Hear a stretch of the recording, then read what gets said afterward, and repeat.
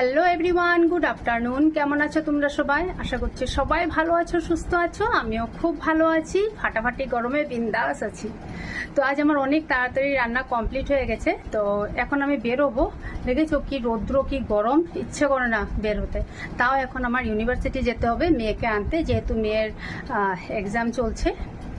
তো এই জন্য তাড়াতাড়ি রান্নাটা সেরে নিয়েছি। ওখান থেকে এসে তো আর রান্না করাটা অসম্ভব, 3টা বেজে যাবে আমার।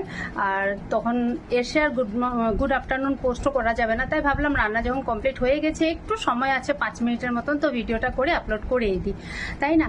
তো চলো তোমাদেরকে দেখিয়ে দিই আজ আমার লাঞ্চ মেনুতে কি কি আছে। লাঞ্চ মেনুতে আছে দেখো, এখানে ভেন্ডি চচ্চড়িটা হয়েই গেছে, এটা একদম লাস্টে করেছি, তো এটা হয়ে গেছে। এখন আমি গ্যাসটা অফ করে দেবো, গ্যাসটা অফ করে ঢাকা দিয়ে রেখে দেবো, বাস।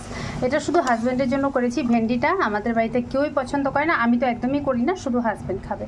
তো চলো দেখিয়ে দিচ্ছি আর কি কি করছি, মানে কি কি রান্না করেছি দেখিয়ে দিই। এটা হলো মাছের ডিম ঝিঙা দিয়ে করেছি।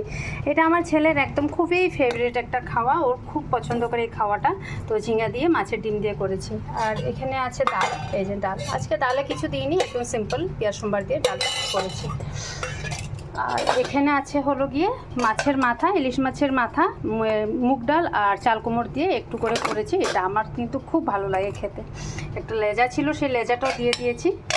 আর এখানে করেছি হলো গিয়ে, মেয়ে তো এসব কিছু খাবেই না, মেয়ের জন্য পনির করেছি। এই যে একদম হালকা পাতলা করে করেছি। আর এই যে কালো কালো এগুলো দেখতে পাচ্ছ, এই কালো কালো এগুলোই পাতা, এগুলো হলো কারি পাতা। ও কারি পাতাটা খুব পছন্দ করে। আর এখানে তো ভাত আছে জানোই। তো এই ছিল আজ আমার লাঞ্চ মেনু। তো কেমন লাগলো তোমাদের নিশ্চয়ই জানাবে। তো দেখা হচ্ছে নেক্সট ভিডিওতে। সবাই ভালো থেকো, সুস্থ থেকো, tata, bye bye and take care.